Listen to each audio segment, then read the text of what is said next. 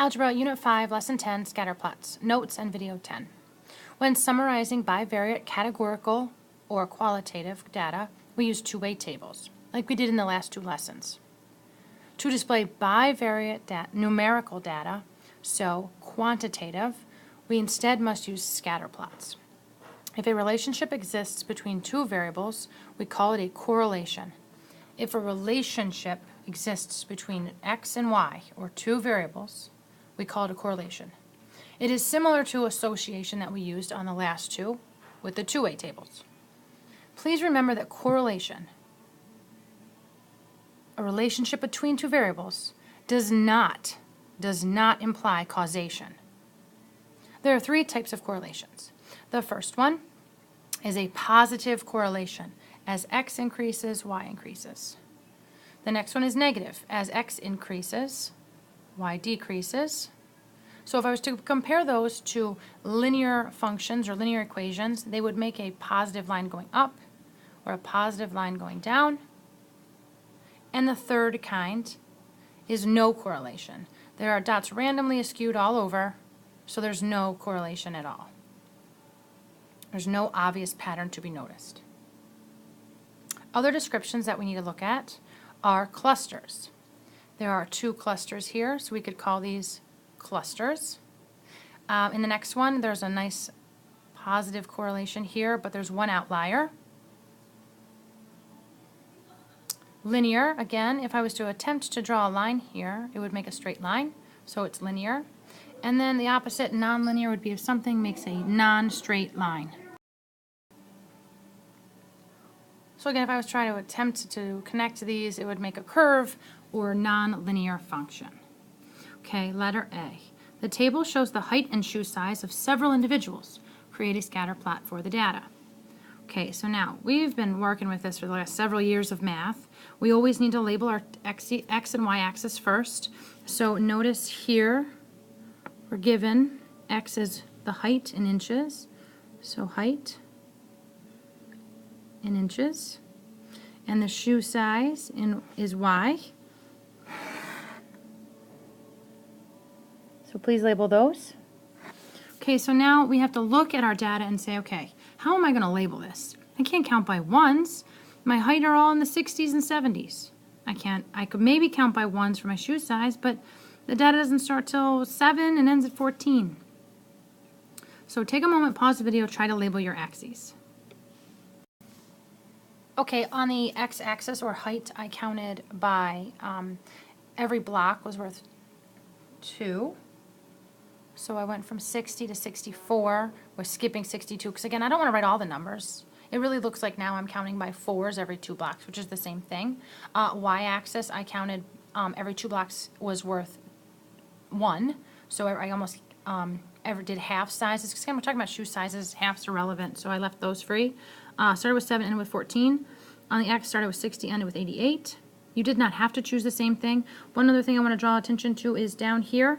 I added these symbols, letting anyone who reads this know that I did not start at 0. I almost ripped off the bottom of the graph because I didn't need to show all that data space. I'd just be cramming my stuff in. Now plot all your points. Again, take a moment to plot all your points. Okay, hopefully yours looks similar to mine. So now, my points are not exact. Hopefully yours are, because again, you have a pencil and not, my large fingers pointing these dots. So that's what you should look like, what you should almost have. Even if you counted differently on your x or y, it should still be similar. So over to the right here, what is the best description of the relationship based on height and shoe size? So I need to go back up top and talk about, is it positive, negative, or no correlation? Are there any clusters, outliers? Is it linear, nonlinear? So luckily there's some choices here for us. Positive linear correlation. Well, do the numbers or the points increase and do they make a straight line? Yes, I would say so. We have a positive linear correlation. Let's talk about number 2. Positive nonlinear. Well, nonlinear and positive would be something that, goes all over or makes crazy lines, so it's definitely not like that. Negative linear correlation would be negative slope. So definitely not. And no correlation would be skewed points. Not true. Also, I want to bring your attention to the very top. Remember, the correlation does not imply causation. So the next question is, would you describe the association as causal? Does one variable affect and actually cause the other one? So does the height cause shoe size, or does shoe size cause height? In this case, we want to talk about X. Does the height cause shoe size? So it is a positive linear correlation. We can see that there's an association between the height and shoe size, but is there a causation? We're going to say no. Now the reason is a little bit tricky here. Saying automatically that I have someone that is 76 inches, I have no idea what their shoe size is, nor can I make that guess. There is, again, a positive association between them.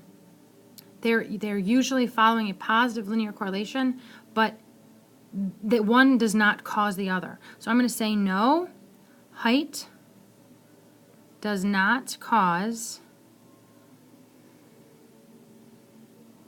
shoe size. I know people that are my height and have 4 sizes smaller shoes than me, and vice versa. I know people that are shorter than me and have bigger shoe sizes than me. Now, why is that? Because, well, humans aren't perfect. There's human error. Maybe you like your shoes a little bit loose. Maybe you don't wear socks, so you like your shoes really tight. There is no causation between height and shoe size. Okay, on the back, part 2, there's another similar problem. This one talks about a truck driver driving. I want you to do this one on your own. Here are your X and Y axis labels. Make sure you label them. Make sure you decide how you're going to count. Then again, talk about, is it positive or negative correlation, and things like that. Also, again, causation. So I want you to answer all those on your own. Part C, match each relationship with the most appropriate scatter plot. So I have 3 choices here. If I just look at number 1, it looks linear, looks positive. 2 looks linear, looks negative, and 3 looks all scattered. So I'm going to see if my estimates were right. The weight of a car and fuel efficiency of a car. Okay, so now we're talking about the y-axis and the x-axis. We're talking about the weight and the fuel efficiency of a car. So if I'm looking at number 1, it looks like if x is increasing, so as x increases, I'm going to change my color, as x increases, y is also increasing. Okay, so then number 1 cannot be the weight of a car and the fuel efficiency. So let's keep looking. The second one, number 2 here, it looks as though as x is increasing, y is decreasing. Okay, and the third one, again, stuff is all over. So maybe I even go back and do this part first. Maybe that will make us a little bit easier. Again, you can go ahead and pause the video and make an attempt or a guess on your own. So do that if you'd like to.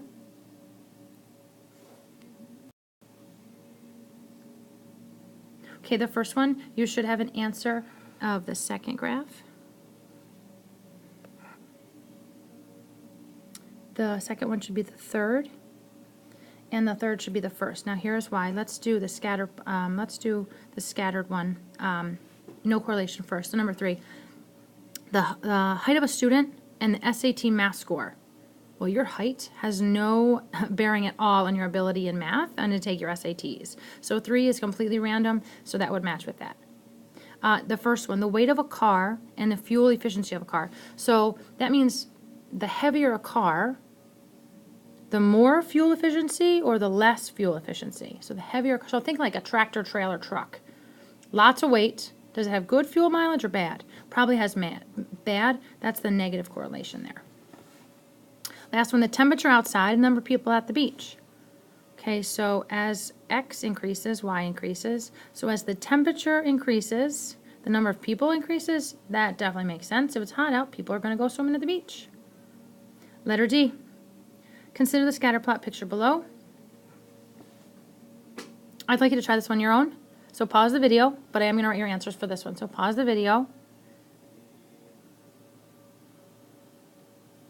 Okay, so if I'm looking at D, I'm going to read and see what it says. We're talking about the frying time in seconds and the moisture content. So it sounds like I'm cooking. So would you describe the relationship as positive or negative? Well, I start high and I end low. So I would say this is negative correlation. Would you describe the relationship as linear or nonlinear? If I try to connect these, I'm really not getting a straight line. I'm really getting more of that curve, so I would say nonlinear. Should probably spell that right. There you are. Hopefully you had those guesses pretty well done. If you need more help with B, I'd go back and watch A again. Pause when you need to, and then flip back to B and work on it. Good luck.